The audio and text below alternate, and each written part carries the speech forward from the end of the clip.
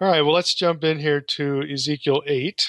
Again, just to sort of get a little bit of context for this. We're doing 8 and 9 today, and these chapters fall into a pretty significant section of the book. Chapters 8 through 11 really concern two themes, and that is these are visions of punishment for Jerusalem, the people of Jerusalem, but the section also deals with the circumstances that lead to the departure from the temple of the glory of God. And that, again, that's a big theme in Ezekiel, the loss of the glory, which of course naturally would coincide with the destruction of the temple. But the second one, a lot of people have sort of heard about. It's kind of famous, the Ichabod passage, the glory has departed. We're not there yet. But this is the section in which that's going to happen, chapters 8 through 11. Now, listeners will recall that Ezekiel 4 and 5 had been sign acts. Ezekiel doing, for lack of a better term, dramatizations, visualizations of this impending punishment of Judah and the city of Jerusalem and, of course, the temple. So now we're getting into not sign acts describing this, but visions that Ezekiel has. So the object, the target, sort of the theme is the same, but this is kind of a different experience for Ezekiel and a different delivery, of the same kind of message. Now, in chapter 8, we're going to be getting into some specifics about the idolatries that are being punished. So Ezekiel 8 is going to add details to what we covered in Ezekiel 6. Remember, the big theme in Ezekiel 6 is, why is God doing all this stuff to us? And the answer is because you're idolaters. And specifically, what was kind of in the crosshairs there was state-sponsored idolatry there in chapter 6. So we're going to get some more specifics about what all that concerned. And then chapter 9, we're going to get this vision of divine executioners sent by God. Again, it's sort of a vision allegory of what is going to happen at the hand of Nebuchadnezzar, again, in this impending invasion and destruction of Jerusalem and the temple. So let's just begin. We'll read in Ezekiel 8. We'll just start there. I don't know that we'll read every verse of both passages, but we'll read a lot of them. So let's just go to Ezekiel 8:1. It says, in the 6th year, in the 6th month, on the 5th day of the month, just pause there. That would be, if you're keeping track of the chronology and the dates, that would be roughly 14 months after the initial vision of chapter 1. So in the 6th year, the 6th month, the 5th day of the month, the hand of the Lord God fell upon me there. As I sat, my house, the hand of the Lord, fell upon me there. He's with, in verse 1, the elders of Judah. Again, this is going to be a different group than the elders that are mentioned later, but back to the text here. So sitting there with the elders, hand of the Lord comes upon me. In verse 2, then I looked, and behold, a form that had the appearance of a man. Below what appeared to be his waist was fire, and above his waist was something like the appearance of brightness, like gleaming metal. Now that should sound familiar. Let's just pause there. That's language drawn from Ezekiel chapter 1. Except in this case, we're not going to get the wheels and the throne and the fire, fiery throne, all that stuff. We get, again, a form that had the appearance of a man. Below what appeared to be his waist was fire, and above his waist was something like the appearance of brightness, like gleaming metal. Again, this very radiant thing. Verse 3, he put out the form of a hand and took me by a lock of my head. And the Spirit lifted me up between earth and heaven and brought me in visions of God to Jerusalem, to the entrance of the gateway of the inner court that faces north, where was the seat of the image of jealousy, which provokes to jealousy. And behold, the glory of the God of Israel was there, like the vision that I saw in the valley. Now, let's just stop there. If you've heard my lecture, some lecture on the two powers in heaven, this is a passage that I will often reference in regard to how two powers language is used in a passage where the Spirit becomes one of the figures, in that passage. So the Spirit gets drawn into or described through the use of two powers language. And you say, well, I'm not following, Mike. Well, here's what I mean. Now look at the terminology. Verse 2. Then I looked, and behold, a form that had the appearance of a man. Okay, so Ezekiel's sitting there. He's in his hut, his house, with these elders, and he sees the appearance of a man, and that below the waist was like fire, above the waist was something like the appearance of brightness. Again, language drawn from Ezekiel 1, so he's seeing the figure that he saw in Ezekiel 1, which we know, from Ezekiel 1, it was referred to as both the glory, the glory of God, and in chapter 10, which we haven't gotten there yet, but we've already mentioned it in conjunction with chapter 1, that figure was also called the God of Israel. So again, we have this, as we talked in chapter 1, we have this anthropomorphized language about the God of Israel. Okay, well, that's fine. We've been there before. We've seen that. But then in verse 3, he, apparently this man, okay, the form of a man, the anthropomorphized God of Israel, put out the form of a hand and took me by a lock of my head. So again, more anthropomorphic language. But then it says this, and the Spirit lifted me up between earth and heaven and brought me in visions of God to Jerusalem. Now, here's where we get the Ruach entering into this. So the question is, well, who lifted him up? Was it the anthropomorphized man, or was it the Spirit? And the waters get muddied even more because he's taken to a place and he says, the glory of the God of Israel was there, in the place that he was taken to. And you say, well, wait a minute. I thought it was already, I thought you were already looking at it. And I thought that this anthropomorphized man who was called the glory in chapter 1 is the one picking you up. How can the one picking you up be the one you see in the place where you're transported? So the language here is not only two figures, apparently, but since we have the Ruach, the Spirit mentioned, again, this becomes Old Testament fodder for a three-person Godhead. Now, Ruach, of course, can mean wind. So you could say the wind lifted me up between earth and heaven and brought me in visions of God to Israel. But since this isn't a literal journey, this is a visionary experience. And again, because of some of the other things that are said about the Spirit, the Spirit in the book of Ezekiel, most scholars very readily recognize that this is the divine Spirit, either a divine Spirit or the divine Spirit, the Spirit of God, whatever, and not just wind. So you've got this, looks like two figures, but the two are sort of confused as one, and then you have this introduction of a third. So who's lifting him up? How can he see the God of Israel in the place to which he's taken when the description used of the God of Israel for the one picking him up matches chapter 1? I mean, who's the God of Israel in the picture? Is it the one picking him up, or is it the one that he sees when he gets there? Okay. And we grant, again, this is a vision. Visions aren't supposed to be precise. They're not supposed to, sort of observe the laws of, physics and all this stuff. Again, they're like dreams or whatever. But the issue is the language of the text. It's not, that we can't sort of map this out in real space time kind of thing. That isn't our problem. That really isn't the issue. The issue is the way this language is used of two or three beings. Again, and not only used, but they're blurred. The distinctions between them get blurred in places in this passage and in other passages too.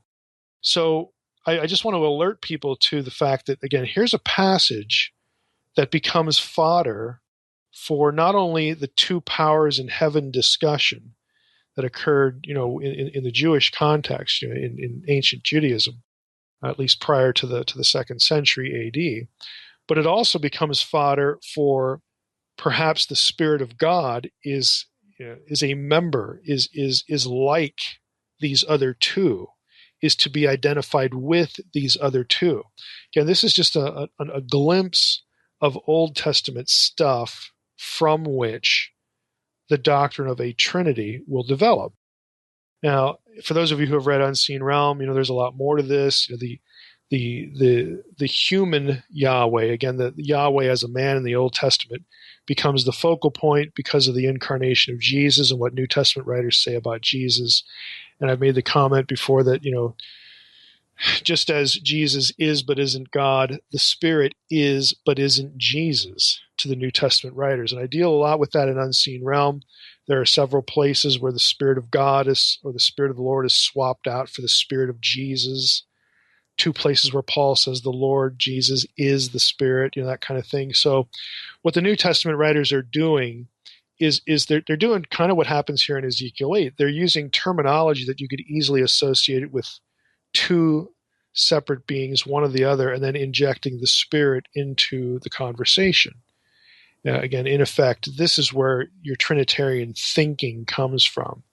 It doesn't, it's not an invention. It's a repurposing and a reuse of Old Testament language. Now you have Jesus in the conversation for the New Testament writer. Again, the Trinity is not a new innovative contrivance. It's a repurposing of stuff in the Old Testament. Well, let's just, again, move beyond that because that's pretty well-worn territory for at least the Naked Bible podcast crowd. We see mentioned here in verse 3 the image of jealousy. Okay, it's also going to be mentioned in verse 5. So I read through verse 4. Verse 4 said, "Behold, the glory of the God of Israel was there like the vision I saw in the valley." Verse 5, we read this. Or I'll read verses 5 and 6. It says, "Then he said to me, Son of man, lift up your eyes now toward the north. So I lifted up my eyes toward the north, and behold, north of the altar gate in the entrance was this image of jealousy. And he said to me, Son of man, do you see what they are doing?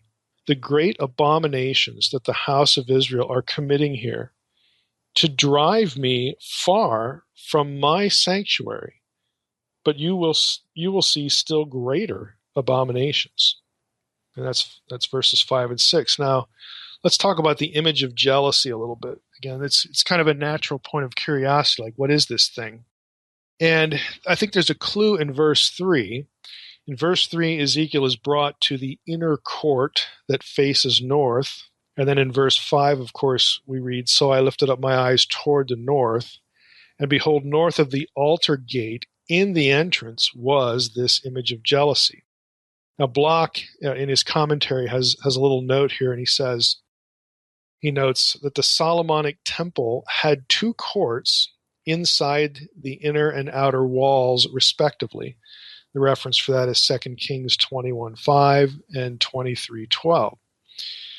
The gate of the inner court denotes the gateway through the inner wall by which access is gained to the courtyard surrounding the temple building itself.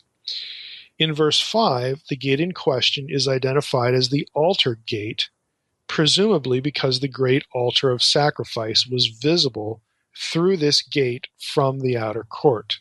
And that's the end of Bloch's statement. So if you are sort of either remembering or familiar with kind of a diagram of Solomon's temple, you can kind of orient yourself. But the key observation that we'll come back to here is that this image, whatever it was, is basically right at the altar. Okay, right at the entryway where the altar is. It's positioned somewhere in proximity to the altar. Now, the terminology itself for image of jealousy, the terminology is a little bit different here than your typical terminology for idols. We have the word image, at least the ESV translates it, image as samel, which again refers to something sculpted. So that this term only occurs in 2 other places in the Hebrew Bible. Deuteronomy 4:16 is one of them, where we have the Pesel Temunat Kol Samel, which is roughly translated the sculpted form. Okay, sculpted form of every Samel, okay, whatever that is. And in that verse, it refers to any image of a deity that would, again, be the object of Israelite devotion when it shouldn't be. So anything that would sort of, again, stand in the place of Yahweh that was a carved image or a graven image or some sort of manufactured image.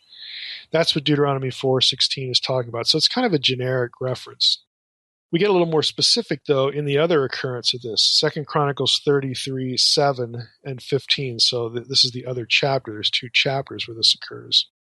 And this is in reference to Manasseh's abominable image. Manasseh's, the thing that he created and installed there in the temple precinct, which 2 Kings 21:7 refers to as, it uses Pasel, the Pasel, but then it's followed by Ha-Asherah.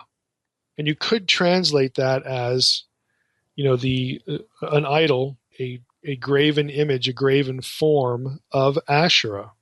And something engraved or carved is a better word for it. A carved form of Asherah. Now, Asherah is probably familiar to some people in the audience. Asherah was a goddess. In Canaanite religion, Asherah was we might use the word wife, but the consort, the sexual partner, some would say wife of El. And again, in Canaanite religion, El was, again, the highest deity. He's not really the one who runs the show. That's Baal. Baal turns out to be sort of the co-regent or the vizier, if you want to use that term, of El.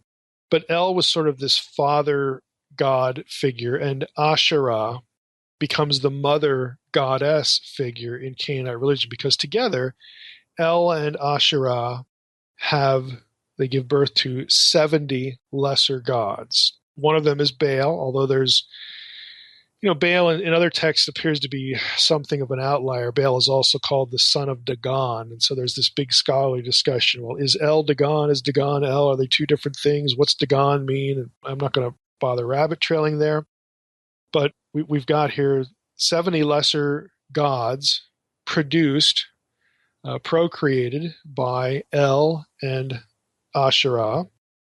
Baal is called, the son of Asherah. Again, he's also called the son of Dagon, that sort of thing. So without rabbit trailing into that issue, we can see what Asherah is. She's a goddess. She's a female consort of El. Now, again, if you're an Israelite, El is both a generic term for deity, and El is a term that biblical writers are going to use of Yahweh of Israel. There are verses that say Yahweh is El, or Yahweh is Ha-El, the El. I mean, like the real El, the true El, that sort of thing. So you have a terminological issue going on here. You have an identification issue going on here. In terms of Orthodox Israelite thinking, Yahweh is the El. He is the true El, which means the other El or the other Els are imposters, okay? But it would be very easy, again, for an Israelite, especially if they were encouraged by a priest, to say, oh, well, Yahweh is just El, this El in Canaanite religion. So some of the stuff that the Canaanites do is okay. And one of the things that the Canaanites believe is that El has a wife. And so that's Asherah. So it's okay if we bring Asherah into the temple. El would be okay with that. Yahweh is El. Yahweh's okay with having a goddess here. You could see, again, the easy path that this took. And this is one of the things that the prophets are constantly harping on, distinguishing Yahweh from other Els, other Elohim, other Els. Yeah, this is part of the problem. This is why they have to do it so often and with such force and with such frequency. So let's go back to Asherah and ask the obvious question. Well, was Manasseh's image, therefore, an image of this goddess, Asherah? Now, the image of Asherah could be, again, a sculpted goddess figure. There are things called Asherim in sanctuary or places, high places, that were not images of the goddess herself, but are poles. The Asherah pole, some English translations will have that for Asherim, which is it's not definite, but it's likely. It's probably a phallic symbol because Asherah, again, has to do with fertility, that sort of thing. So Manasseh's image could be either an image of the goddess herself, something that sort of looks humanoid, feminine, or more likely probably an Asherah pole. So is this what Ezekiel's talking about? Now, Block and others, he's not alone here, says that, well, probably not, because Josiah, it's according to 2 Kings 23:6, Josiah had destroyed Manasseh's Asherah pole or Asherah figure from the temple. A part of Josiah's reformation was to get rid of this thing. Well, that, of course, is true, but there's actually other evidence that this image was indeed, an image of Asherah. Whatever that was, is it a pole? Is it something that looks more identifiable as a goddess? That part we can't really know. But there's other image that does take this phrasing and link it to Asherah. So if that's the case, if that evidence is sound, we're going to talk a little bit about it in a moment. If that evidence is sound, then what this probably means, for the sake of the book of Ezekiel, is that sometime after Josiah tore this thing down, somebody put another one in there. They created another Asherah semel, another Asherah image, and they installed it near the altar. So that could be what we're looking at. Now, what's the other evidence that here in Ezekiel we might be looking at an Asherah figure? Well, there are really 4 lines of evidence, and some of this is going to be familiar. Some of it's going to require the Hebrew alphabet. So for those who have a knowledge of the Hebrew alphabet, you'll get more out of this than those who don't, but I'm going to go through it real quickly anyway. There's four elements to this argument. One is the Septuagint. The Septuagint in this place in Ezekiel 8 doesn't read the image of jealousy. It reads the image of the buyer, which sounds really odd. Samel Konah, or Konah, the feminine form, would likely have been the Hebrew that produced the Septuagint translation, image of the buyer. Now, in the Masoretic text, image of jealousy is Semel Ha-Kinah. You notice how they sound very similar. Septuagint guy, whoever the translator was, the text he was using, it looks like it read Semel Konah or Semel Konah. Q-N-H. That's the lemma for buying and acquiring. Whereas the Masoretic text, image of jealousy, would be Q, Kof, N, Nun, Aleph. And then possibly followed by a Hey to vocalize it. So very, very similar spellings, but they are completely different words. Now here's the point. You have a text, and I should say this to make things more complicated. The QN Aleph thing, you could have, again, the Aleph drop out and just use the Hey on the ending for vocalization. That can happen too. It happens in Hebrew morphology and Hebrew manuscripts. So you could have 2 scribes either looking at slightly different words or the same set of consonants and drawing different conclusions about how to translate it. But the Septuagint has image of the buyer.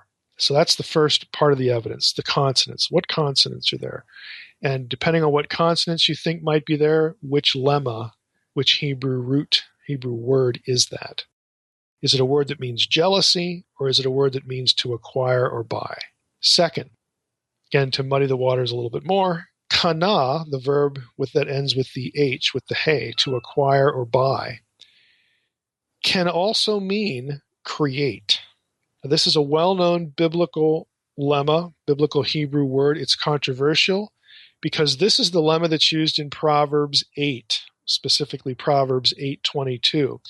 The ESV translates, the Lord possessed me, the Lord kanad me at the beginning of his work, the first of his acts of old. This is, of course, the chapter on Lady Wisdom. And again, if you go up to thedivinecounsel.com, there's a brief essay by me there about the relationship of Jesus to wisdom, because it's important, because Proverbs 8:22 portrays wisdom as a co-creator.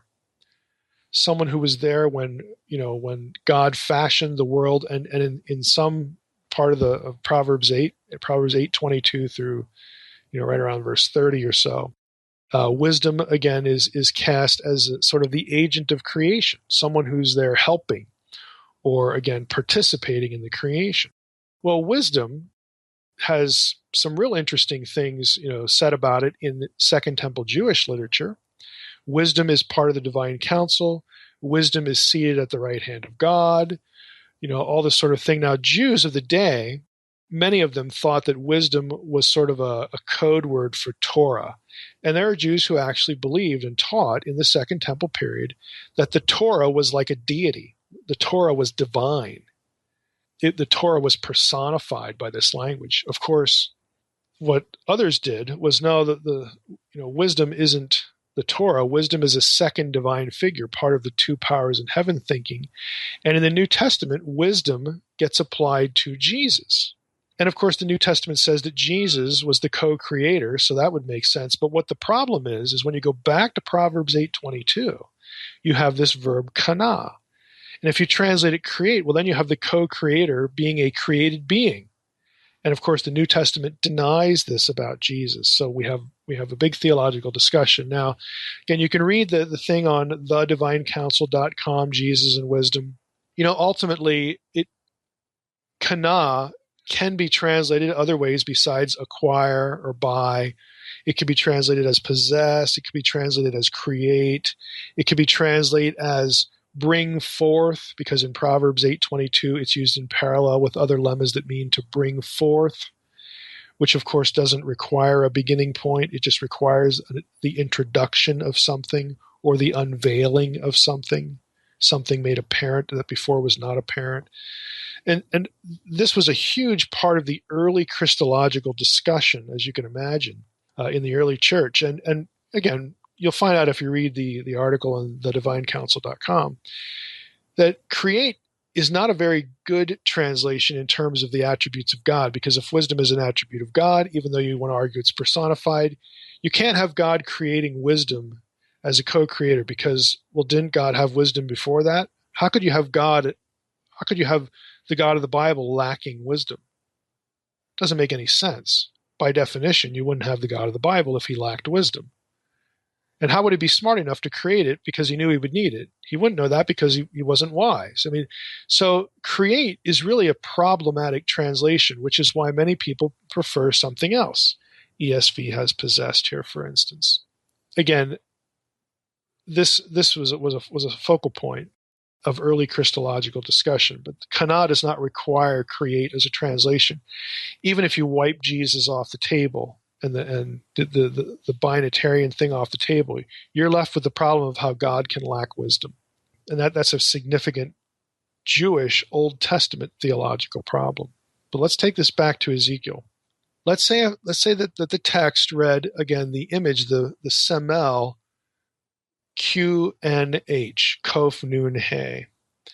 And let's say that Kof Nun He, kana, can mean create. Now we have the image of the creator if it's masculine. But if it's feminine, masculine would be koneh in Hebrew pointing. You'd have a participle, a masculine participle. The feminine would be konah. If it was feminine, you'd have the image of the creatress. And that is a clear reference to Asherah, because that's what she was. She was the creatress. So the image of jealousy, again, what I'm suggesting is that might not be a really good way to read it. You might have to go with the Septuagint here and then translate it as the image of the creator or the image of the creatress. Either way, you have idolatry. You would have, if it's masculine, you'd have Israelites making a graven image of the God of Israel, which they're specifically commanded not to do. But since this language is used of Manasseh's Asherah image, a lot of scholars are going to say, look, the feminine would make sense here, the image of the creatress. And so what you're dealing with here in Ezekiel 8 is another image of Asherah. Again, whether it's her as a feminine form or a phallic symbol like the Asherah pole, we don't know. But I think, again, that's probably what we're looking at here. We have an Asherah image, and Bloch states, even though he doesn't want to go with the Asherah thing because of what happened with under Josiah, he says this, and I think it's a really good observation. He says, the position of this semel, this image, right at the altar, is, quote, overtly idolatrous and poses a direct challenge to Yahweh. Because it's at the atoning altar. I mean, what does that say about their theology? It doesn't say anything good. It says lots of bad things, okay? And then Ezekiel, right after the people would have known what this was, and would have been horrified if you're an Orthodox Israelite. Anyway, you're horrified by this. And then Ezekiel says, "But you're going to see still greater abominations," and you have to be thinking like, "Oh boy, what?" Well, let's read verse 7. We'll jump back into verse 7 here. I'll read verses 7 to 11, Ezekiel 8. "And he brought me to the entrance of the court, and when I looked, behold, there was a hole in the wall. Then he said to me, Son of man, dig in the wall. So I dug in the wall, and behold, there was an entrance.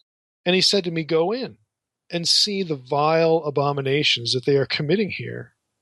So I went in and saw, and there, engraved on the wall all around, was every form of creeping thing and loathsome beasts and all the idols of the house of Israel. And before them stood 70 men of the elders of the house of Israel." And the Hebrew there is min, the elders from the house of Israel, with Jaazaniah the son of Shaphan standing among them. Each had his censer in his hand, and the smoke of the cloud of incense went up. That's Ezekiel 8, 7 through 11. Now, because these elders are not limited to 70, but they come from the 70, scholars presume that this isn't a reference to the Sanhedrin, the early form of the Sanhedrin, but more probably a group representing lay, that is non-priestly leaders in Jerusalem, political figures. And so here we go again, state-sponsored idolatry. State-sponsored, by the people who should know better. They're burning incense in the dark. It's described as his room of this room of pictures. Each one has is there in his room of pictures. Now the pictures, again, or these images, are going to correspond to the list of animals in verse 10. So I went in and saw, and there engraved on the wall all around was every form of creeping thing, loathsome beast, and all the idols of the house of Israel. So there's engravings of unclean things on the walls, and they're burning incense to them. Now, Taylor has a short commentary. This is part of the Tyndale Old Testament commentary series that comments on this, and I think, again, it's worth a quick read. Taylor writes this about this section. Engraved upon the walls in verse 10 is inadequate for a word meaning incised or carved in relief. Basically, they were reliefs, is what he's saying. They were all kinds of creeping things, loathsome beasts, idols. Creeping things, Hebrew remes, are specifically mentioned as part of God's good creation in Genesis 1:24. They're not by definition all unclean. I mean, just because it creeps doesn't mean it's unclean. As Leviticus 11:41 would suggest, for the word translated creeping things in that context is a different one. Okay, sherets. They do, however, include many reptiles, small verminous creatures that scurry and slither over the ground, from snakes to scorpions, and these certainly were unclean. The serpent deities known from Egyptian, Canaanite, and Babylonian religions give grounds for supposing that this incident reflects the widespread influence of foreign cults on Israelite worship, cultivated, no doubt, from political more than purely religious motives. Basically, that's the end of the quote. But basically, that's an allusion to alliances, political alliances, again, allowing this sort of influence as some sort of positive goodwill political gesture within the context of Israel. So I read the quote again just to make the point that the language again suggests, like Taylor says, the widespread influence of other ancient Near Eastern cults. This is why there'd be certain, specific unclean creeping things engraved in relief on the walls. So apart from the idolatry, you have also the issue of, again, alliances with these pagan states that themselves, God was supposed to be their king. So that's a violation. But then again, the reason that you don't do that, one of the reasons, is not only because you want to show that you trust God, but also because you're going to be infected by what they believe. And sure enough, that's what you get here.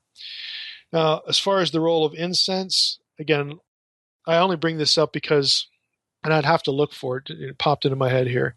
I had a friend in graduate school in an Israelite religion seminar one time that did a paper on the role of incense in worship. It's really hard to find material on that. And, if I can find it, it might be in his dissertation, and that probably means I can't post it. If I find his paper, then I could, but I'll give it a look because I could post that. But anyway, the bottom line here is that you used incense not only, as many commentators say, well, they used it in the tabernacle so you couldn't smell the animal stink. Well, okay, that probably has something to do with it. But think of it this way. When you entered into sacred space, this is where you used incense. So you weren't depending on the incense cloud to filter outside the tabernacle where they were killing the animals and burning them and the animal poop and all this stuff. Again, that's a residual effect. But that isn't why you did it. You used incense in sacred space for a very simple reason.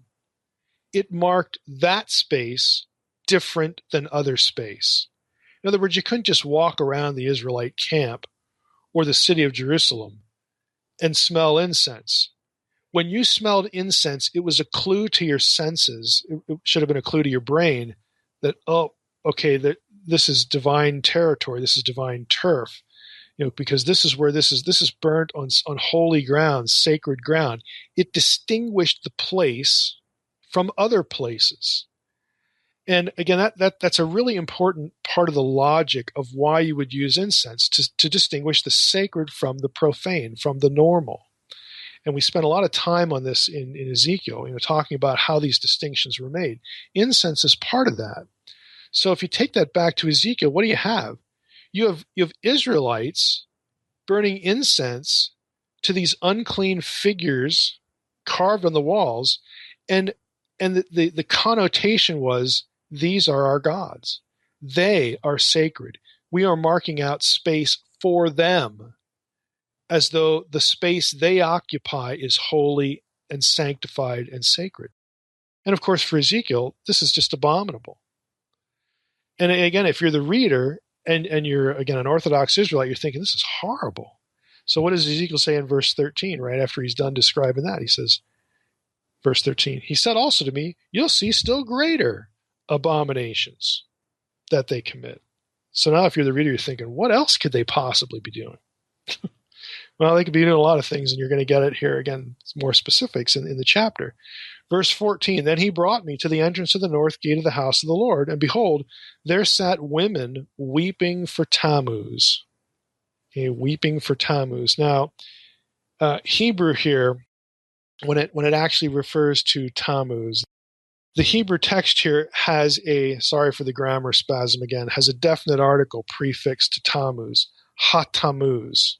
And if you remember my talk about Satan in Job 1, you do not prefix a definite article to a proper personal name. You just don't do that.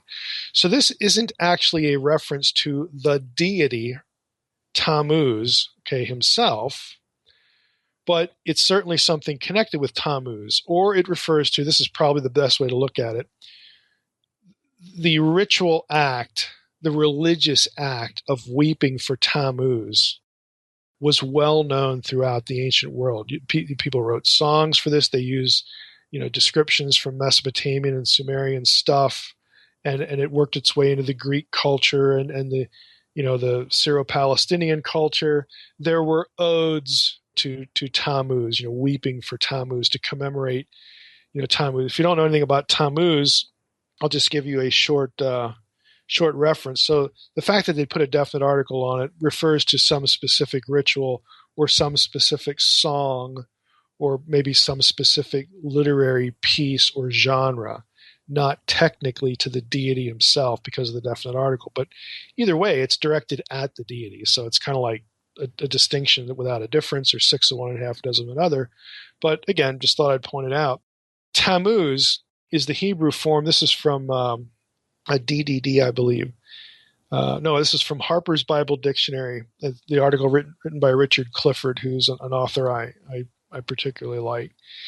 Don't always agree with him, but he always says something useful. And Tammuz is the Hebrew form of Dumuzi, which is a Sumerian term for proper sun. Tammuz was a god widely honored from the 3rd millennium BC in Mesopotamia onward. The vast and complex Mesopotamian literature about this god shows 3 essential aspects of him: as lover and consort of Inanna, the goddess, as one held in the underworld and mourned because of his absence. In other words, there's this in Mesopotamian stuff, Tammuz dies and then rises from the dead again. So that's why the people are mourning because of his absence. And third, as the embodiment of spring vegetation and then of vegetation in general. So Tammuz was a fertility deity, and fertility just didn't mean weird aberrant sexual rituals. It meant fecundity for the land, for cattle, for crops, that sort of thing. And that's important because you eat that stuff. That's what keeps you alive. Clifford continues, many laments are preserved that bewail the far one who has disappeared, detained in the underworld. The laments reflect the aspect of Tammuz as god of vegetation. His disappearance is connected to the drying up of the steppe in summer. His cult may have been brought to Israel by the Assyrians in the 9th and 8th centuries BC. Aspects of Tammuz became synthesized with West Semitic gods of similar characteristics.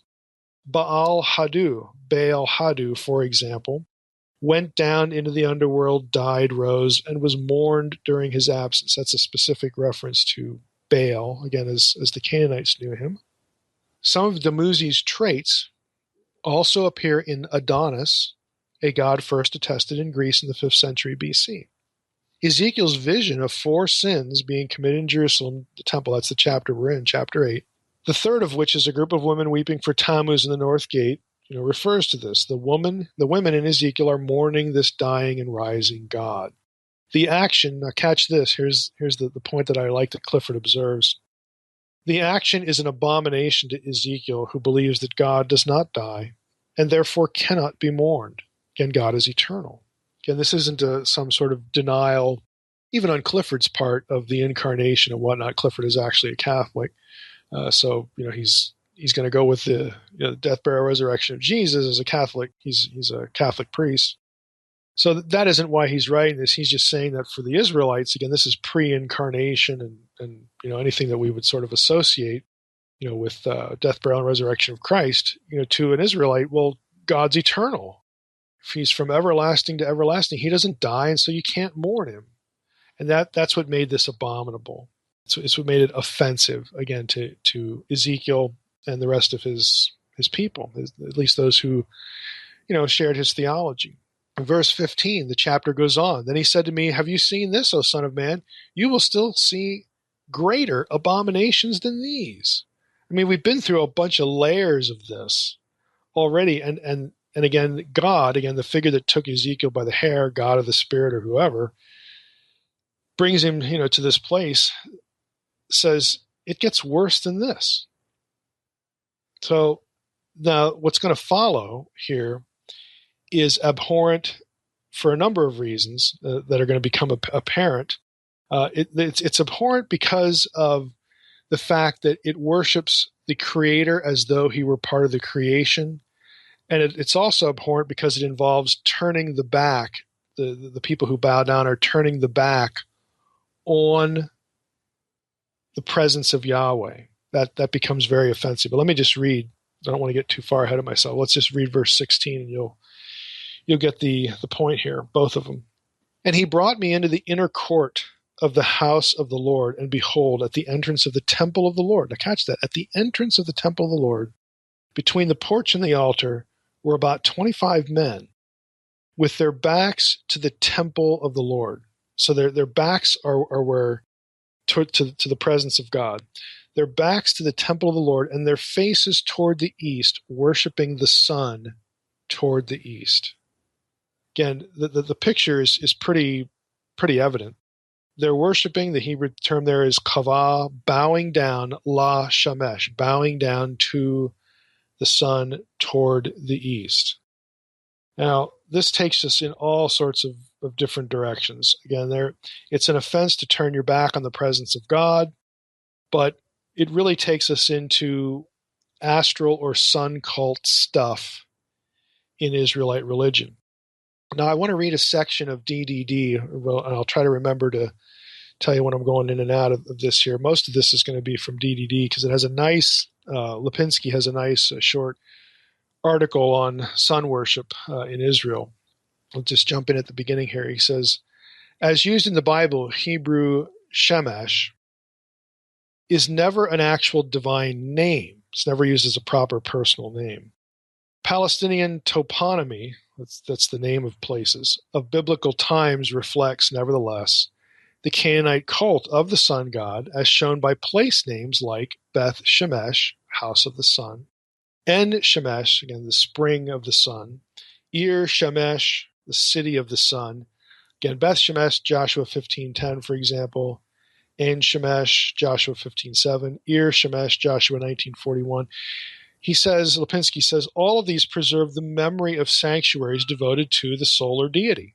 Again, and of course, the solar deity, the sun is worshipped very widely in the ancient Near East. So he's saying, hey, traces of this show up, again, in Canaanite cult centers that are remembered through these place names in the Hebrew Bible. He continues, surprisingly enough, Hebrew anthroponymy, those are personal names, people names. Hebrew anthroponymy does not contain obvious traces of a solar cult. Then he goes into the example of Samson. Look at the first three consonants in Samson, SMS. In Hebrew, it's Shin, Mem, Shin. And those are the three consonants for sun, Shemesh, Shamshon. Okay? So we have obvious traces of a solar, or Hebrew anthroponymy does not contain obvious traces of a solar cult. For Samson's name may simply mean little sun, as suggested by the diminutive suffix on. And that's a feature of Hebrew grammar. You add on to something that makes it little, makes it diminutive. So little sun is actually what Samson means, literally. He says, though, the Aramaic proper name Shimshai, which shows up in Ezra 4, 8, 9, and a few other places, could just mean sunny or sunlit. Shimshai. Again, so he's saying there's no real clear evidence that, we have a cult of let me put it this way, a cult of Shamash or Shemesh, the sun god, in the Hebrew Bible, even though you have place names that associate with it. And the reason he goes into personal names is that often people would name their kids after the god they worshipped. And he's saying, look, in the Hebrew Bible anyway, you don't have any clear examples of someone naming their kid after this deity. So that's probably good evidence that the deity itself, Shamash, as a deity, was not worshipped in Israel and therefore not the object of worship here in Ezekiel 8. But the description is nevertheless idolatrous and telling for other reasons. So let's just keep going with some of the stuff that Lipinski says here. Let's just jump in here. He says, the lack of evident traces of solar worship in Hebrew anthroponymy, again, personal names, seems to indicate that the cult of the sun was not very popular in Syria-Palestine in the Iron Age, contrary to Egypt and to Mesopotamia. The sun god was a minor deity for the Phoenicians and the Arameans, despite the role of the Ugaritic sun goddess Shapash plays in literary and ritual texts of the Late Bronze Age. The Deuteronomistic writer mentions worship of the host of heavens, comprising the sun, the moon, and the planets, or the celestial objects, only during the half of a century of the reigns of Manasseh and Ammon. That's 2 Kings 21:3 and 23:5. Therefore, scholars generally suppose that this was an Assyrian astral cult which was imposed upon Judah as a symbol of subjection and vassal status. Its condemnation in Deuteronomy 4:19 and 17:3. Where have you heard those verses before? Those are part of, again, the divine council, worldview, that you don't bow down and worship the sun, moon, and stars. They get called Elohim. That language gets linked to Deuteronomy 32:8 and 9, the gods of the nations, the sons of God, all this stuff. Lipinski says, the condemnation against worshiping the celestial objects in Deuteronomy 4:19 and 17:3 reflects the views of the same Deuteronomistic school and does not imply any older practices. So his view is basically, well, the reason why this shows up here, the reason why it was a problem in Israel is because the Assyrians, as part of, again, not destroying the southern kingdom or as part of, subjugating as much of the Israelite turf as they could. Remember, Judah gets saved from the Assyrian invasion. We talked a little bit about that before when we talked about the inviolability of Zion. That was the last episode last week. He's saying, that Israelites, though the northern kingdom certainly was subjected to this and then eventually destroyed. And so his feeling is that, again, there's still some sort of vassalage going on here, that this astral cult found its way into the promised land area because of the Assyrians. And then again, to sort of have good relations with the Assyrians, you had Judahite kings adopt some of these worship forms. I think that makes sense. Again, that's not a unique view. That what Lipinski's saying here is pretty much the standard way that scholars would look at this. Now, he has more to add that's kind of interesting. He says, the horses and chariots of the sun mentioned in 2 Kings 23:11. I might as well just look at that verse and read it to you here. This is, again, part of the campaign to weed out the worship of other gods here in 2 Kings 23. It says, he removed the horses that the kings of Judah had dedicated to the sun at the entrance to the house of the Lord by the chamber of Nathan Melech, the chamberlain, who was in the precincts, and he burned the chariots of sun with fire. So there were actually chariots, horses and chariots of the sun in the temple compound that, again, were destroyed. And so he's saying, Lipinski says here, the horses and chariots of the sun, as well as Ezekiel's vision of the men prostrating themselves before the rising sun in Ezekiel 8:16, are somewhat different circumstance. In fact, the horses and the chariots were placed at the entrance of the temple of Yahweh, which is what we just read in the verse. And the men, now catch this, Lipinski believes that the men described by Ezekiel here were practicing their cult in the same temple facing eastwards towards the gate by which Yahweh, the God of Israel, has entered the sanctuary. Of course, that the effect, though, is still to turn his back on him because Yahweh is in the sanctuary, in the Holy of Holies. These features, Lipinski says, indicate that the sun's chariot was perceived as Yahweh's vehicle. Remember, Yahweh's the rider on the clouds. And that the men seen by the prophet were not sun worshippers, Shamash worshippers, but they were actually devotees of Yahweh, just as child sacrifice performed in the valley of Ben Hinnom was intended by the people who did it to honor Yahweh. Again, it's aberrant worship. The people are doing certain things thinking that they're worshiping Yahweh. They presumed they were worshiping Yahweh when they bowed down to the sun. But this was contrary to Deuteronomy 4:19 and 20.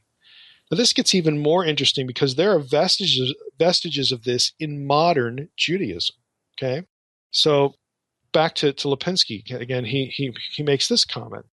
Relics of this ritual practice. Again, they think they're worshiping Yahweh by bowing down to the sun. Like Deuteronomy 4:19 and 20 doesn't even exist. So it's idolatry, but the people doing it, Lipinski says, they're not thinking, oh, we're bowing down to Shamash. They're thinking, oh, we're bowing down to Yahweh, and we make these chariots, to the sun because Yahweh is the sun. I mean, they're sort of worshiping the right object, but they're doing it in a horrible way. They're doing it in a forbidden way. But this carries over to modern Judaism. Listen to this. This is very interesting. Relics of this ritual practice are found, perhaps, in the blessing of the sun, the Birkat HaChamah, a rabbinic prayer service in which the sun is blessed in thanksgiving for its creation and its being set in motion in the firmament on the fourth day of the world, Genesis 1:16 through 19. The ceremony is held once every 28 years, most recently on the 18th of March, 1981. That tells you when the book was written. It takes place on the first Wednesday of the month of Nisan after the morning prayer, when the sun is about 90 degrees above the eastern horizon. The blessing starts with Psalm 84:12. The Lord God is a sun and shield. It's 84:11 in English order. The Lord God is a sun and shield. So that's how the prayer, the blessing starts. It's an antithetic, this is Lipinski again, it's an antithetic image that suggests that sunlight granted by the Lord and the protection he provides against heat.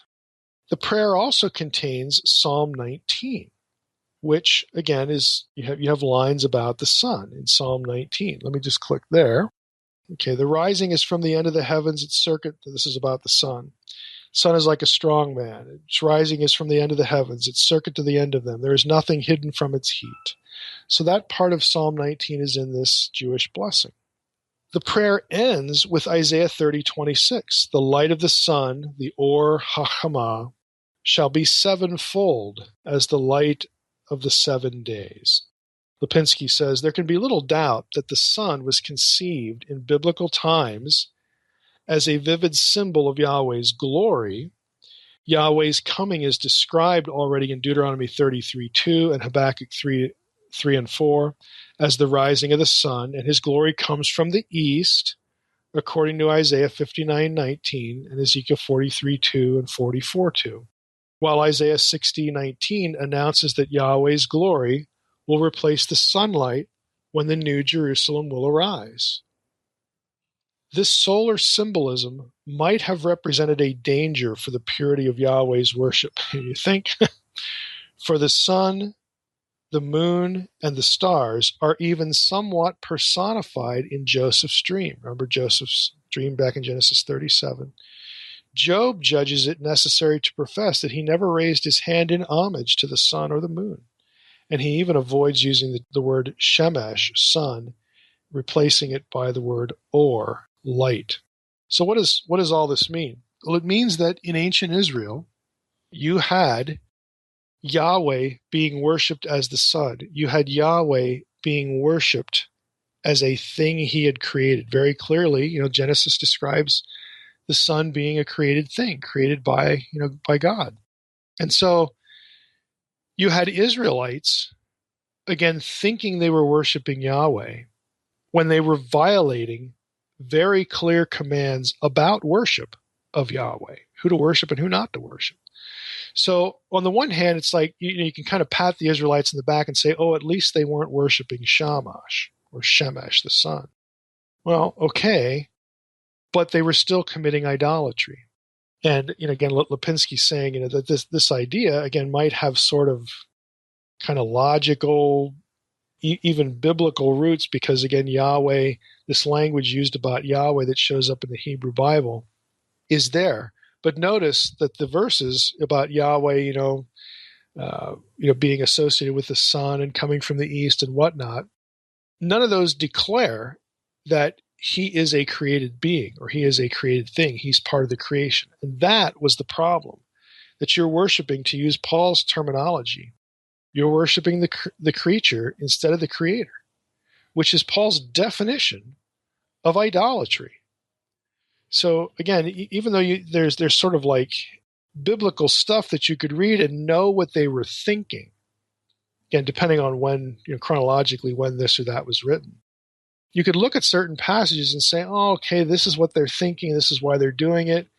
It's not so bad. Well, in Ezekiel's mind, and in God's mind, because God's showing this to Ezekiel and calling it an abomination, it was bad. And I think it's a good lesson, for us about, we want to worship God, but there is a way God wants to be worshipped. And there are ways God doesn't want to be worshipped. Okay, that's actually important. And it comes out in something like Ezekiel 8 in a pretty dramatic fashion.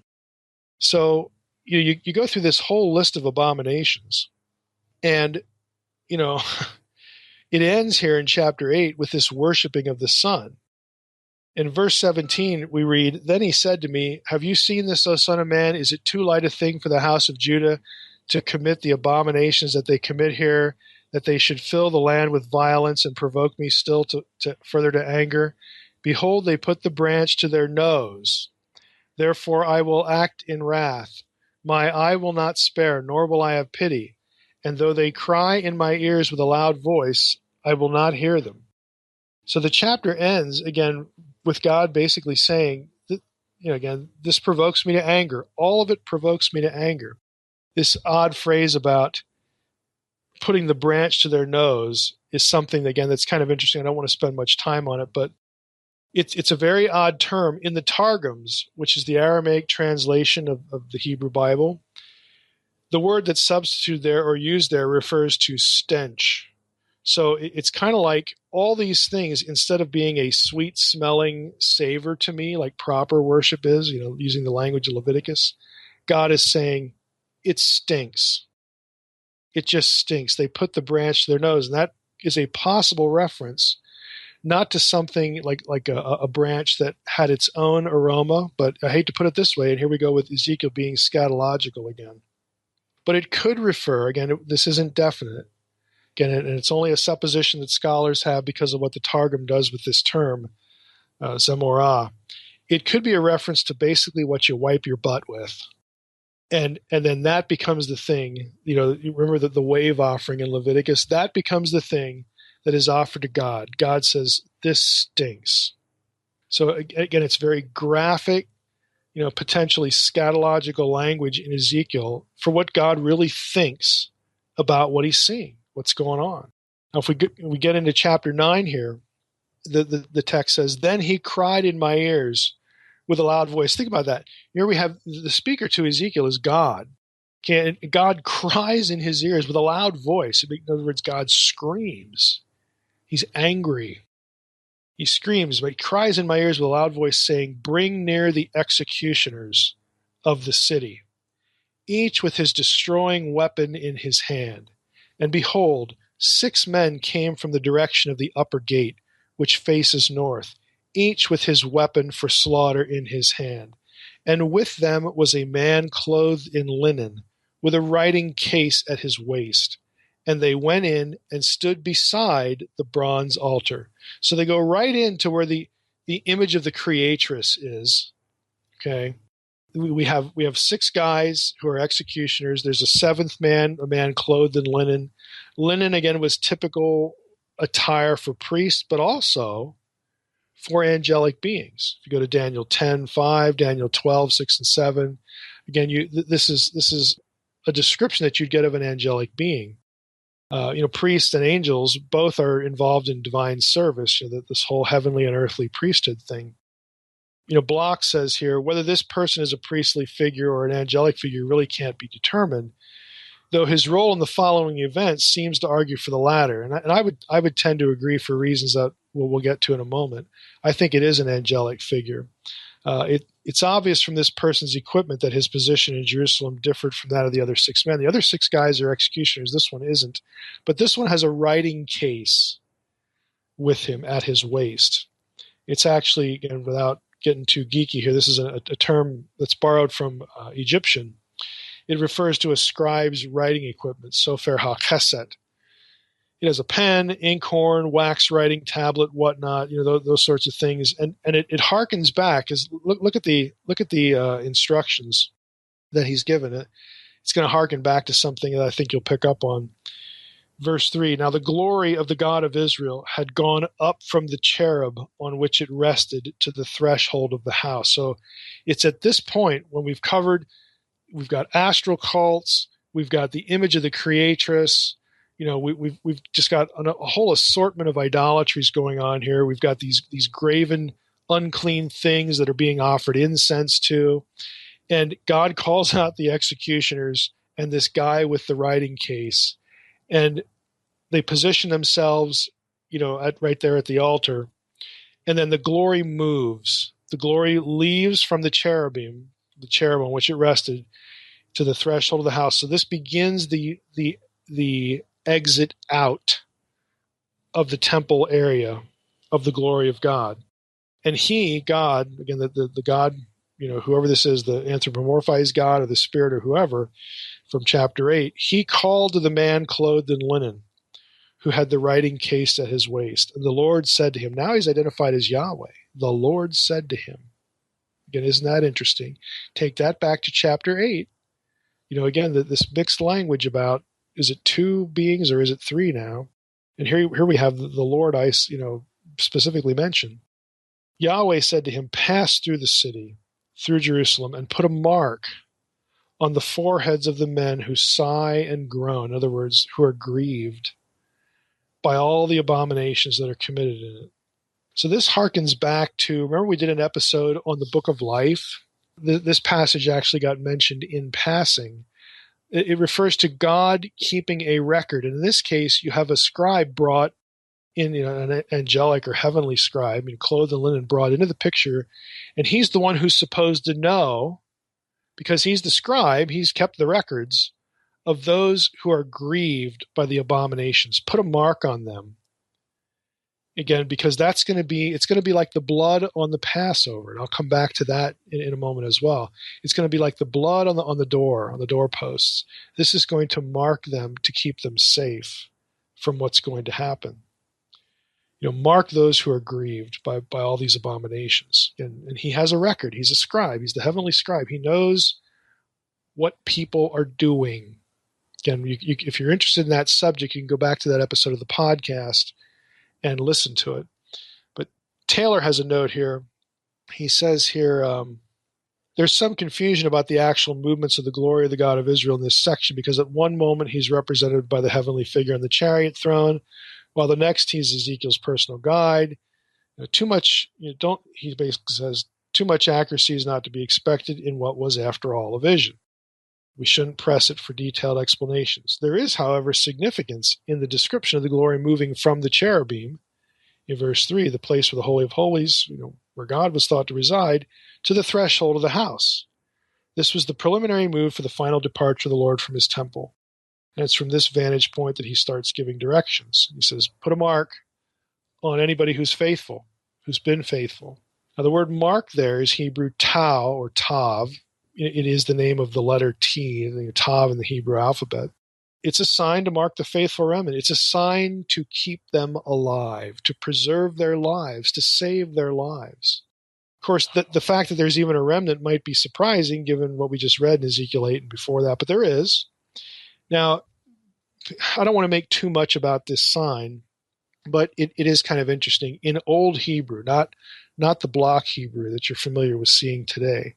Block Hebrew, the tav looks like kind of a doorway with a little appendage on one leg at the bottom. That's what a tav looks like. In Old Hebrew, though, it was an X, or as people like to say, it was the sign of the cross. That's what it was. You crossed two lines. You made an X. You crossed two lines, and that became known, in later times as a cross, because the lines were crossed. And that was just the way you wrote the Old Hebrew letter tav, T. Taylor says here, early Christian commentators were quick to notice that in the oldest Hebrew script, the letter was written as an X, as a cross. To the Hebrew reader, though, this meant nothing more than a mark used for a signature. And there's a biblical reference to that, believe it or not. In Job 31:35, we read this, "Oh, that I had one to hear me. Here is my signature." And in Hebrew it says, "Here is my tav. Here's my mark. Let the Almighty answer me. Oh, that I had the indictment written by my adversary." So, again, to an Israelite, this is like, sign here and you put an X. Okay? That's your mark. But again, the shape of it was noticed again by early Christians. As obviously maybe this is analogous to what happens at the cross. Now, I don't want to make too much of that, but I also don't want to dismiss it because of, you have this guy in linen who's the scribe, again, who's keeping track of who's been faithful here. And he's going to mark them with the tav, with the cross, to save their lives, to protect them. And you're going to have a term used when the killing starts, when the destruction starts. Mashkit, okay, destruction. Also could be translated the destroyer in certain passages. That is the term used of the death angel at the Passover event. And so I do think that there is, again, a conceptual analogy here between being marked by the tav, marked by the cross, and the blood being applied so that destruction was avoided, or so that destruction passed over you. And we all know, in New Testament theology, there is a direct equation, a direct analogy made between the effect of what Jesus did and the passing over the blood, passing over that house at the Passover, because the blood had been applied to that place. And so I do think, again, this is a case. I'm trying to think of who it is. It's Block or somebody that says, again, we don't want to make too much of it, but this might be one of those places where the Old Testament writer kind of wrote something that he may not have been specifically aware of, but it's a significant foreshadowing. There's more depth to it. It's typology. There's more typological depth, typological theology going on here than people could have realized at that point. I do think there's something to that here, again, because of the terminology that follows. So let's just get into what follows here. So he's commanded to put a mark on these guys, those who are grieved at the abominations. Verse 5, chapter 9, to the others he said in my hearing, pass through the city after him and strike. Your eye shall not spare, you shall show no pity. Kill old men outright, young men and maidens, little children, women, but touch no one on whom is the mark. And begin at my sanctuary. You're going to begin with the priests, again, the state sponsorship stuff. So they began with the elders who were before the house. Then he said to them, defile the house, fill the courts with the slain, go out. Because again, that was a defilement of sacred space, a corpse, as we studied in Leviticus. So they went out and struck the city. And while they were striking, and I was left alone, I fell on my face. Ezekiel says, I fell on my face and cried, Ah, Lord God, will you destroy? There's the mashkit here. Will you destroy all the remnant of Israel in the outpouring of your wrath on Jerusalem? Now, on one level, it's pretty plain, what's going on here. Ezekiel has this vision. All these people are being destroyed. What's the basis of their destruction? They didn't grieve over the abominations. Okay, they were somehow, and you say, well, how would they know? Well, folks, this is a divine scribe. Again, God knows who was grieved over the idolatry and who was not. Okay, that's a fundamental point, in the passage, because that's the basis for the decision. At another level, this is an allegory for what Nebuchadnezzar and his men are going to do, and what they actually did do, okay, in destroying Jerusalem, destroying the city. Now, the question that we have to ask is this episode, is it really an indication that all of the righteous, there apparently weren't a whole lot of them, but is this an indication that all of the righteous were spared in Nebuchadnezzar's invasion? Maybe. It's kind of hard to tell. I don't know how far we should press this vision in a one-to-one equation, to what actually happened with Nebuchadnezzar. And again, God, like in Ezekiel 6, God said, I'm going to use the worst of nations to punish you. Can we press this to say that all those people who avoided idolatry were spared? I don't know. Maybe. I wish it were that clear. It could be that case if the use of a term like mashkit, again, which takes us directly, mentally, theologically, conceptually back to the Passover event, if that telegraphing is theologically intentional, then you probably could argue that if you were not guilty of idolatry, you were spared in the last wave of Nebuchadnezzar's conquest, Nebuchadnezzar's invasion. Now, you might still get deported, okay, to Babylon. Lots of Jews were deported in the third wave. Maybe you got left behind. Who knows? Maybe you were able to hide, or who knows? Who knows what's going on in real time here?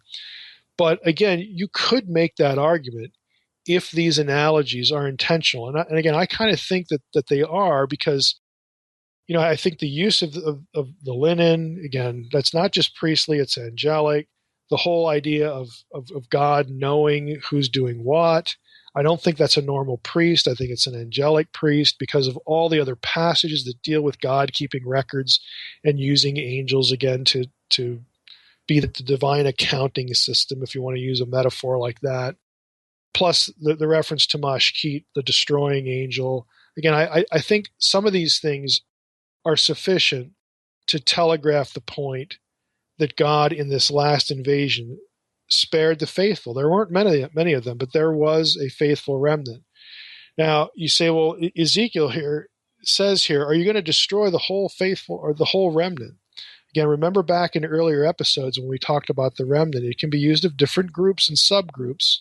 So that's not necessarily an argument against what I'm saying. I'm just telling you where I'm at on the passage. I think you can make that argument. So to wrap up here, the chapter ends this way. Then he said to me, again, God speaking to Ezekiel, the guilt of the house of Israel and Judah is exceedingly great. The land is full of blood and the city full of injustice.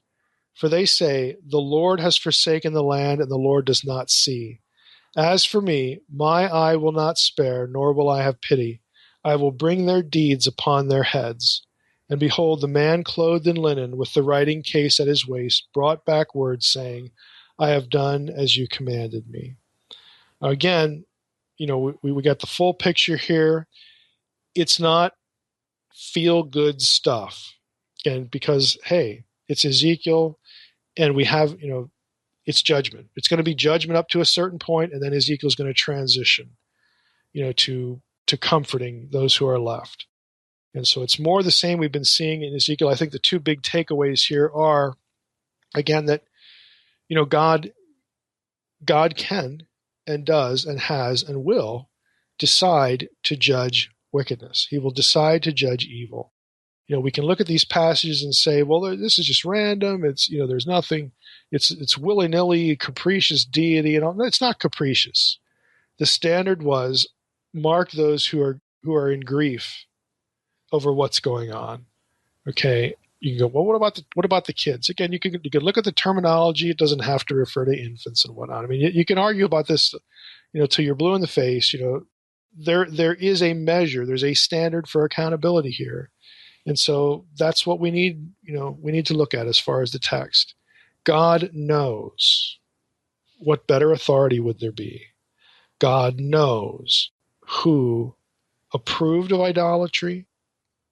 Again, the language, again, we can, argue about that, but you can argue both sides of it.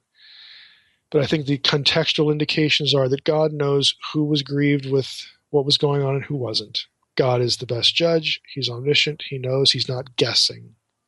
And that becomes the basis, again, for what God is going to allow to happen with Nebuchadnezzar in this last wave of the conquest. And the second takeaway, I think, is this note about improper worship. They thought, at least some of them, I mean, if you're worshiping, if you're dancing around the Asherah pole, okay, it's kind of hard to justify that.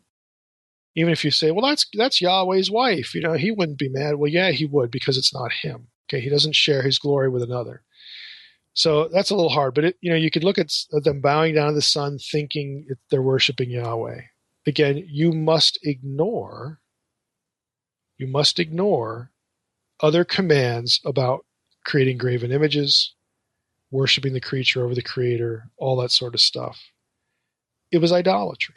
It's what it is. Even though it was well-intentioned, the worship, we'll give them the benefit of the doubt and we'll assume it was well-intentioned.